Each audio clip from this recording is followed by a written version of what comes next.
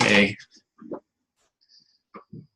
Hi, I'm Edwin Rutsch, Director of the Center for Building a Culture of Empathy, and this is our dialogues on how might we build a more empathic society and culture.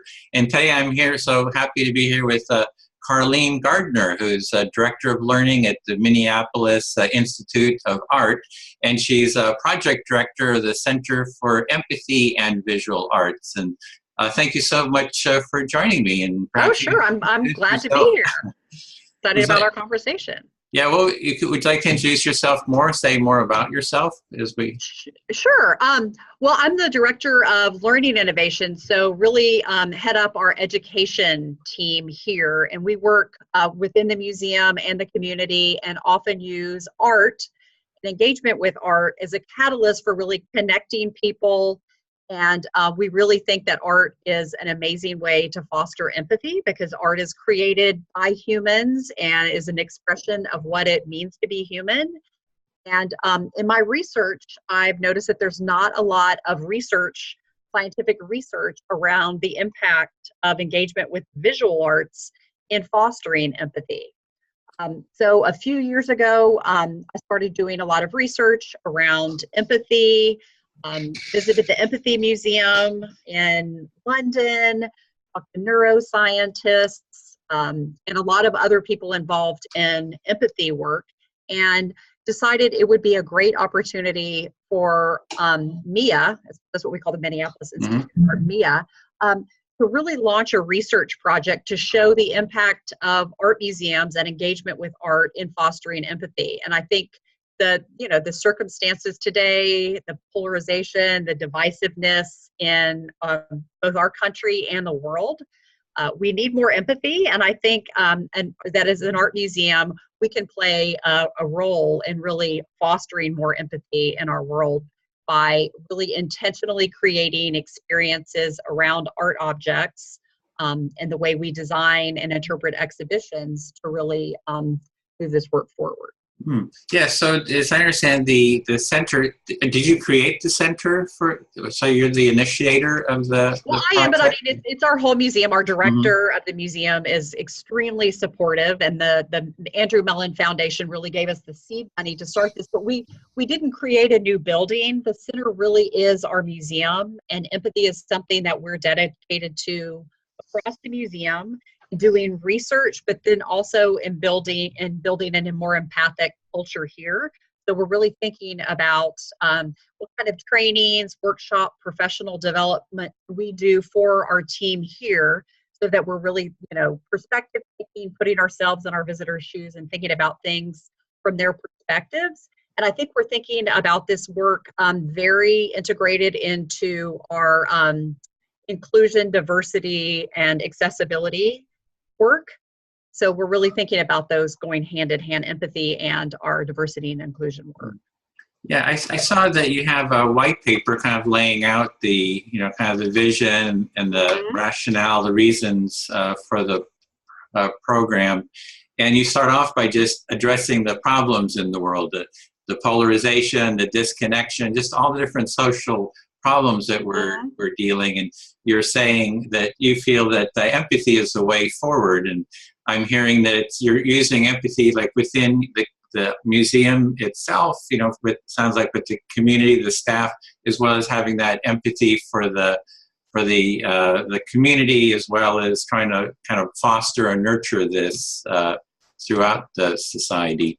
Exactly. And we're thinking about people that come here through our programs or through exhibitions, that their experience here will really impact them, and that they'll take that out into the world with them. So do you have a project timeline? Can you kind of just maybe review what you've done and what you're planning on doing? Sure. So as I said, we received a grant, and it's a 4.5-year grant from the Mellon Foundation.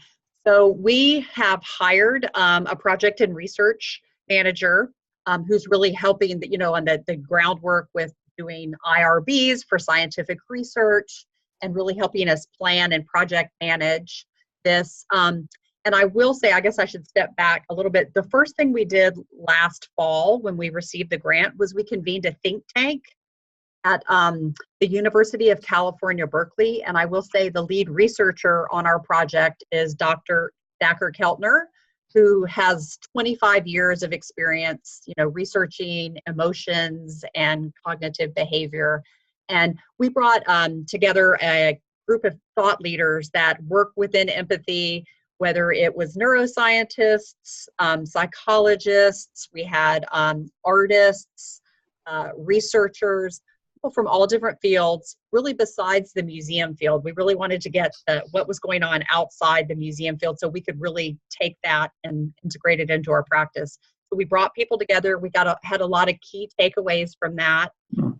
We've hired our research project manager, and now we're really developing what those research projects look like, and working with Berkeley, with Dacher Keltner, and a grad student from UC Berkeley to develop some digital tools that we can use in the museum as kind of a pre and a post test. I don't like the word test, but after experiences in the museum to see if we've kind of moved the dial on that. So what sort of projects is that? What kind of projects? So we have two studies that we're going to do. We're going to do one study with students ages 9 to 12, and it will be specific gallery tours. And so they'll be facilitated by a gallery teacher. So these will be around art objects, but we have a big focus in our practice of dialogue-based strategies. So really creating conversations and dialogue, connecting people with the art. So be thinking about having empathy for maybe the person who's depicted in the artwork, the artist themselves, or having empathy, building empathy for people within the group. So really wanting to have people in the group converse, get to know each other, make connections, some perspective taking. So that's what the school study looks like. And then we're also going to be doing one with adult age visitors. So visitors 18 and up. And some of these will be facilitated kind of tours, but we're also thinking very much about interpretation and exhibitions. So working with curators and our interpretive specialists to think about how we might create labels and didactics in the exhibition that will foster empathy. And then also thinking about how we might integrate technology, whether it's video, VR, audio, really thinking about humanizing, having that first person narrative. We know how powerful storytelling is in building empathy. So we're thinking about all those things in designing both some large exhibitions and then kind of some smaller scale exhibitions. Well, I didn't know about your UC Berkeley, that you had that there, because I actually live very close. And oh, we should have invited you. Yeah, El Cerrito, which is the next suburb north. Okay. And there was a class on empathy at UC Berkeley. They have what they call the decal, so a student-led course that the students can create their own course. And for, I think, at least 2 years, which would be 4 semesters, they've held a course on empathy. And initially they wanted to have like 20 students, take part. They had, I think, 200 applicants. Wow, not surprising. Yeah, and then they expanded into 2 sessions, 2 courses. And then they bumped it up to 25 each. So there was really quite a demand for it. And we actually have the empathy tent. I don't know if you've seen the empathy tent. I've seen pictures and I've read about the course. So yeah, so we set up the empathy tent there on Sproul Plaza, which is UC Berkeley, and we're actually teaching empathy circle practice, which is kind of the main practice that we do for fostering, for kind of practicing empathy, which is a very dialogic process. So, so anyway, there seems to be a lot of interest. There is, and I will say we did a press release about the funding we received for the Center for Empathy and the Visual Arts in December of 2017, and we got people from all over the world contacting us. I mean, we could not believe the response. So there is definitely a need and a desire for more empathy in our world. And we've really seen that in the responses to the launch of our center.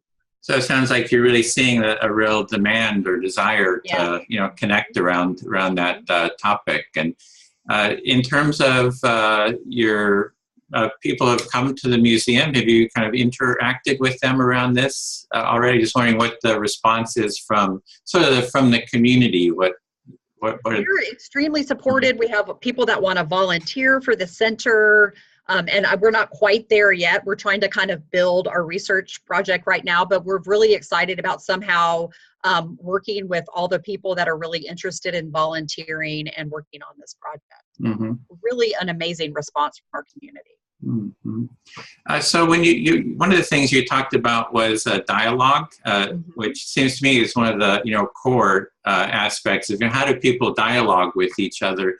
When you're doing dialogue, is it like just having a topic and then just discussing it, or sort of how do you sort of approach an empathic dialogue?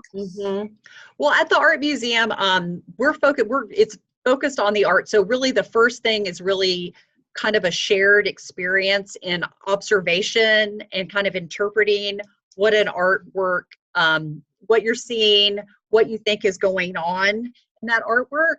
And then really asking questions that challenge viewers to take perspective, think about other stories, maybe what they might do in a situation if they were in, let's say, the sitter of a portrait or somebody that's depicted in a painting or a sculpture. If they were in that situation, what would they do? Really building empathy that way, and then hearing different stories and responses from people in the group also creates that dialogue between participants. So we're thinking about it in kind of a lot of different ways, but it's really through the facilitated questions and prompts that the dialogue happens around, but it's all centered on a piece of art, and we keep going back to the art. Yeah, in that white paper, which really lays out I thought really well, it was very well written too, in terms of just kind of giving an overview of the rationale for the reasons for more empathy, the benefits, and kind of an outline of it. And you gave a little bit of a history too. So it's with empathy being, the term being coined in the aesthetic, philosophy of looking at art was actually where it started, like being a work of art and kind of feeling into it. Feeling into it. And so it seems it fits very well into a museum. Yeah, that's how we feel, that it really started, like you said, in an aesthetic experience of feeling into a piece of artwork, that human connection with the piece of artwork. And so we think it's very fitting for us to really be doing this research and creating, intentionally creating strategies and methods for fostering empathy. Do you use like empathic listening or reflective listening in your dialogues? Just from my experience, working with empathy, that is like one of the most powerful practices, coming from, it was well articulated by Carl Rogers in the therapeutic world. But, it's really seems to be the core of mediation, the core of, the healing arts, the core of, I don't know if you've gone into like human-centered design. Yes. It's the core of, designing pretty much anything. So I wonder just in terms of the empathic listening component. Yes, I think that's a huge component of our dialogue-based practice in the galleries is, stepping back and really truly listening to other people in the group and getting their perspectives, and then them doing the same for you or another person. So I think active listening is extremely important in that respect. I think also we're really thinking about how we can work more with communities in creating exhibitions, especially if they might be representing a culture that's different from the people who are developing the exhibition. So really actively listening, authentically listening, and then being authentic in how we integrate their suggestions and ideas into that experience or exhibition.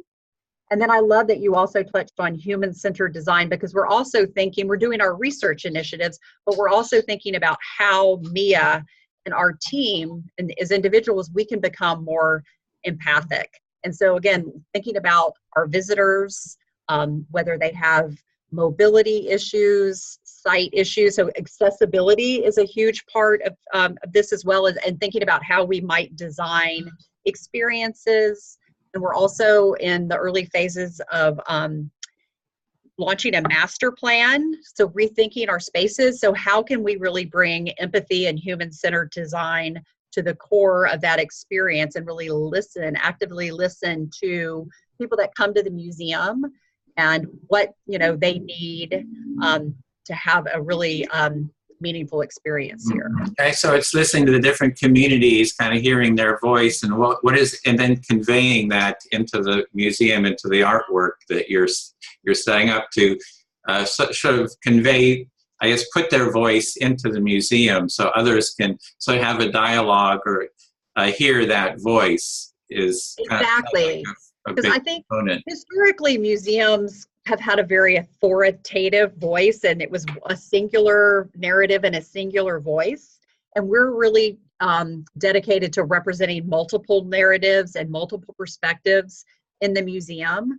And people have different ideas or interpretations about a piece of artwork depending on their background and experiences. So how can we really share these different ideas and perspectives from various people in the museum space? Do you have any anecdotes about doing that, kind of the experience of listening to a community and what happened?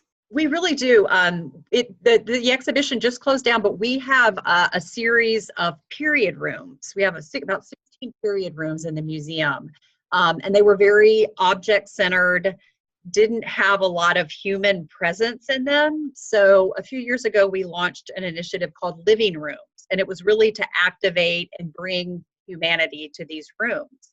And two rooms in particular, the Charleston Drawing and Dining Room, that are from the 18th century, had a very Western European narrative represented there. And we knew from our research that the John Stewart, who owned these rooms, owned enslaved Africans, and also was the chief of the Bureau of Indian Affairs for England, but he lived in the United States. So there was a real connection with Native Americans there, but none of those stories were being told. So we held focus groups, listening sessions with people that represented both the African American and African experience, as well as the Native experience, and really listened to them. I know in the dining room, we heard from our African American focus group that they really wanted to acknowledge the transatlantic slave trade, but also to celebrate the contributions of the African diaspora. So we looked historically at baskets that were used. Rice cultivation was done in South Carolina, and so enslaved Africans were brought from West Africa because of those skills. So they created these amazing seagrass baskets. So we showed both historical baskets and then baskets by contemporary artists, and had interviews. So we did the kind of video portrait interviews and installed those into the dining room. And we also had a chef who is from Senegal, who is Chef Pierre Thiam, who's really internationally known, but heard from him about the influence of the African diaspora in global cuisine. But really, again, listening to our community, showing the history, but then also celebrating the contribution. So really, again, that active listening, and that's kind of an example of how it manifested in the dining room. And then we did something very similar with the living room, representing the Native American voice and perspective, and both historic and contemporary art and contribution. Mm-hmm. So there's the one part of the listening is, the active listening, the empathic listening. We do a process we call the empathy circle. So it's mutual, small group empathy circles. And so we're trying to spread that, that a family can do it. We do it with these left-right political rallies, for example, happening here in Berkeley. The right wing comes out and the left responds, and they just go at it. I mean, it's just knockdown street fights. we set up the empathy tent and we try to, get the sides to talk with each other and mediate, and get both sides to use empathic listening with each other. So that listening, the empathic listening, and so the mediation, the integration of opposing sides is kind of like one part of the empathy. The other part, it seems to me, is a sensitivity to felt experience. It's like, how can we tune in to the visceral felt experience that we have? And, it's a challenge. We're a lot of, America is kind of rather, intellectual, goal-oriented, let's fix it kind of mindset. And even for design, the whole design community is saying, well, we need to be really sensitive to the felt experience. What is the felt experience? Like, you're looking at the felt experience of the community as they come through the museum. What are they experiencing? But how do we create more awareness of our own felt experience to be able to articulate that? How do we say, oh, right now I'm feeling kind of excited, or I'm feeling, a little down, or I'm feeling kind of in my head, or I'm feeling in my heart, or, just being able to even name. And so I just wondering how if you're sort of how you're approaching that, or if you are. Well, I think we're thinking a lot about that. And I would say, again, historically, museums, even though art is very much about emotion and feeling, I think museums sometimes can be very sterile, in our interpretations, and we don't get touchy-feely. I feel like with this initiative, we're really thinking more about emotions and how we think about people who come into the museum, what emotions they're bringing, what the artwork or experience might elicit, and how we can maybe not address, but really think about in our interpretation in a label or how we describe a piece of artwork, how can we bring more emotion to that? And I will give you an example. Recently, we worked with Valerie Castile, Philando Castile, who was an African-American man that was shot by the police a couple of years ago here in St. Paul, Minnesota. And his mother, Valerie, came to the museum and said she had all of this artwork that people from all over the world had sent her as in response to his shooting, and she wanted to celebrate the artists. So we worked with her to create an exhibition, but we also formed a community group and really listened to them, again, because of that lived experience you were just talking about that a lot of us working here did not have. We didn't have that experience. And it kept coming up that, this was going to be a very traumatic exhibition for many, many people. And how could we really meet people and give them a space to, kind of sit with their emotions, to reflect? So we worked with a traumatic healing expert and created a reflection room that we had never done before at the museum, but really recognizing those feelings. So I think we're kind of on a journey as a museum to really think much more about emotions and the impact that art and the experiences here can have on people, and how can we give them space to kind of, grapple or reflect on those emotions that come up. Yeah, so museums, a lot of times you feel it's very large, it's heavy, it's, very serious sort of a feeling. You've got sort of a, there's the artwork, the beauty of it, and it's like, how do you sort of open that up to kind of shift the energy of it so that there's more kind of, I guess, more, I don't know, what would it be, a variety of feelings, or being sensitive to a wider spectrum palette of felt experience, and how do people actually sort of get better at articulating and expressing their felt experience? Having like a feeling room, like, I don't know, like a tactile, feeling room, or just something to be able to articulate the visceral felt experience that people have. Exactly. And I think that, acknowledging that people are having all these feelings, I guess, is the first step for us, right? I would, like you said, museums are kind of cold and big. So how can we make them, we can acknowledge that people are going to have these feelings, and then create some, spaces that are intimate or conducive for people, like you said, to articulate and really maybe sit with those feelings. Well, what's been your biggest challenge in this project? Like, that you're dealing with that's most challenging so far? I think it's such a complex project that people don't understand what it is. And I'm so immersed in it that sometimes I need to step back and say, okay, I know this so well. But I think that's it, is really just articulating it. I think once we start actually doing the research, I'm sure there's going to be challenges there. But we've really, people have really embraced it, like I said, and are very supportive of it. There are not too many roadblocks yet, but I'm sure there will be some challenges. Mm-hmm, mm-hmm. And the kind of the most successful, most enjoyable experience? I would say just the response that we're getting about forming the center, that people see such a need and a value in it, has been really rewarding. And then just meeting all different people like you that really believe and work in this realm of empathy and how we can, create a more compassionate world. I think that's been really one of the highlights, is just seeing that there is this whole community of practice that is really dedicated to doing this work. So would you say that it is, like I've been framing the work that I do about building a culture of empathy. Do you see that as sort of the goal of how to, really how might we build putting it into the design challenge question? Yes. How might we build a more empathic culture?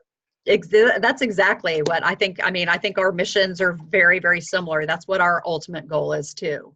And I think there's a lot of different ways we can do that, but we can all come together and think about the many different ways to be more successful as kind of a shared group.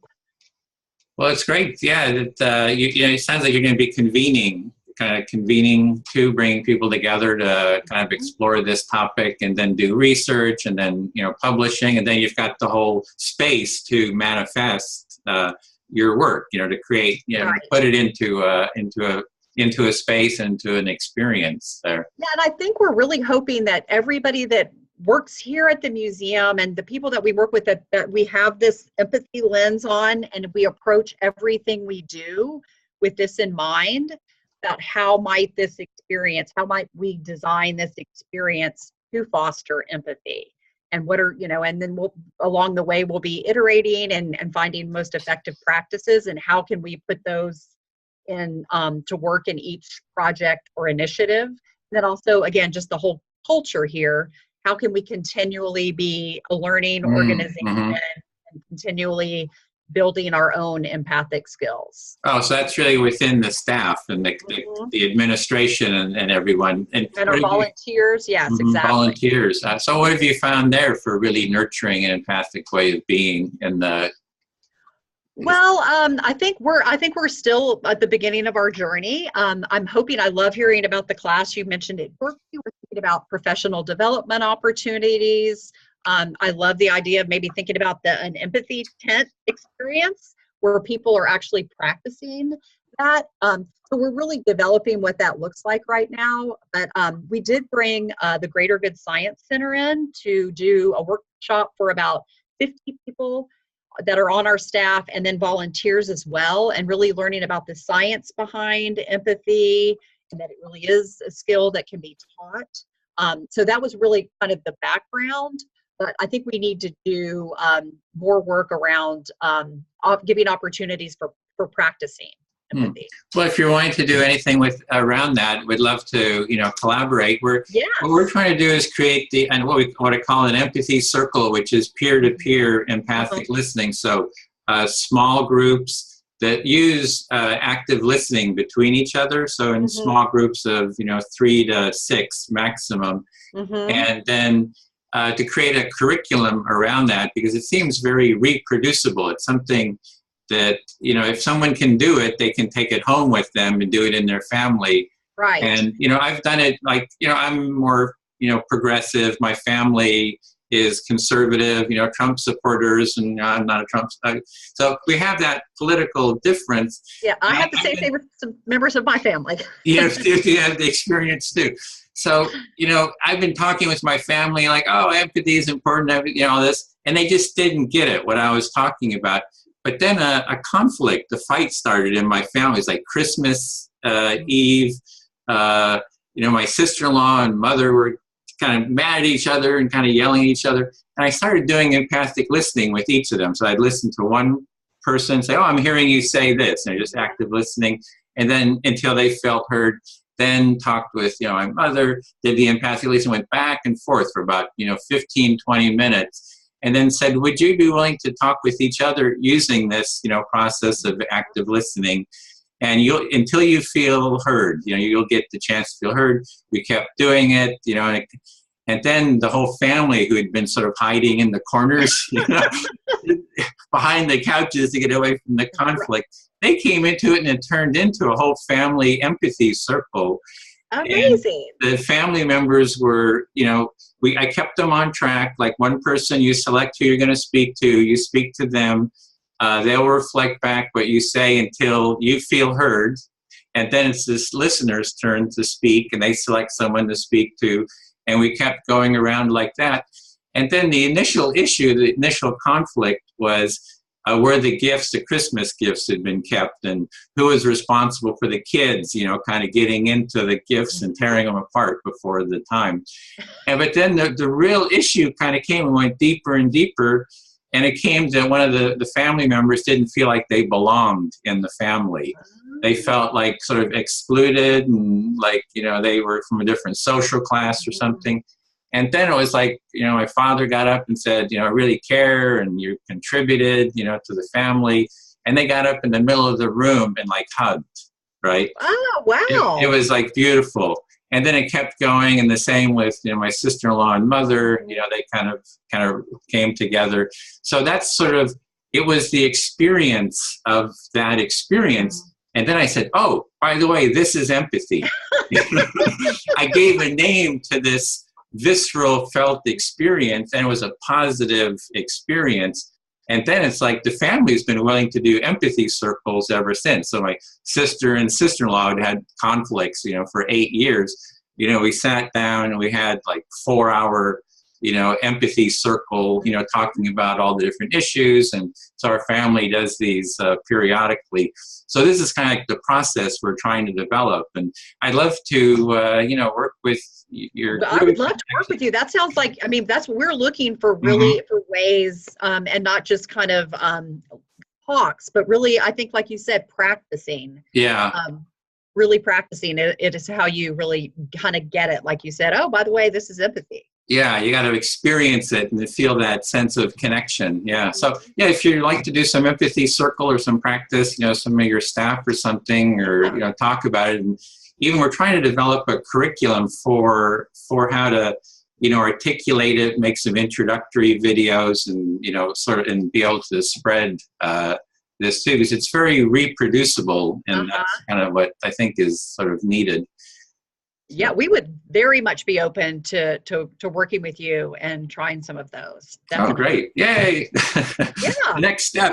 Yeah. And I would say too, with our research, we're also thinking about creating like learning resources, especially one for schools, about these are certain practices that you can do around a piece of artwork that but again, so people can replicate and use it either in, classrooms and other museums. Yeah. Creating something that other people can use. Well, that's the thing is the empathy circle is like a container for holding those dialogues. So it can be any range of topics. So it can be like a personal issue, but it could also be like, here's a work of art. What's arising for you in seeing this work of art? And then the empathic listening is someone has the full attention of the group, and they get to be heard to their, to their satisfaction until they are done, expressing themselves. They're not cut off. Nobody's trying to fix them. Nobody's trying to judge them. That they get to be heard about their experience. So that's kind of like one of the core components. So it's very reproducible in the schools. Schools could be doing this and, building a whole curriculum around it. So, I'm quite excited about, the possibilities here. I am too. And I think something that I've seen you practicing as an empathic listener is you're paraphrasing and repeating back. Yeah. Which is a big part of our dialogue practice. And again, it is making sure you understood what somebody said and then restating it. So in case somebody else can hear it. That's a big part of our practice. Oh, great. Yeah. Well, okay. Well, is there anything else in conclusion that you'd like to? This has been a wonderful discussion. Just want to be sure to Well, I cover would say that we are thinking about another research initiative, probably in a year or so, really thinking about teens and art making and art viewing, and thinking about, because we haven't done, this is very much about art viewing and engaging with art but not making. So we're interested in exploring that as well, and how empathy Oh, can yeah. be fostered through art making experience. Well, there's the aspect of empathy if you're doing like drawing of someone's face, right? There's really a huge amount of empathy there in conveying and capturing and being aware of the felt experience. Like who is that person? What is their felt experience, being able to convey that? Right. So that's a really big piece of a good way to be learning. And there's not much research in that area either. So those are kind of, it'd be great to explore that. I know that Carl Rogers' daughter had gone into art therapy, and she had an interesting approach where she would be with someone doing art, and she would be doing active listening to the person while they're doing the art, so they could kind of hear their thought process, their experience be reflected back to them in the moment of creating art. Oh, I like that.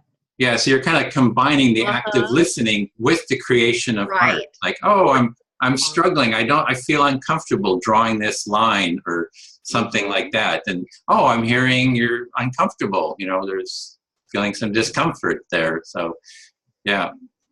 Oh, wow, I'm gonna write that down. I like that approach. I've worked a lot with art therapists and had a really successful program at the previous museum I worked at. But I don't know if our art therapist ever really actively listened to someone while they were creating art. I think that's an interesting approach. Okay.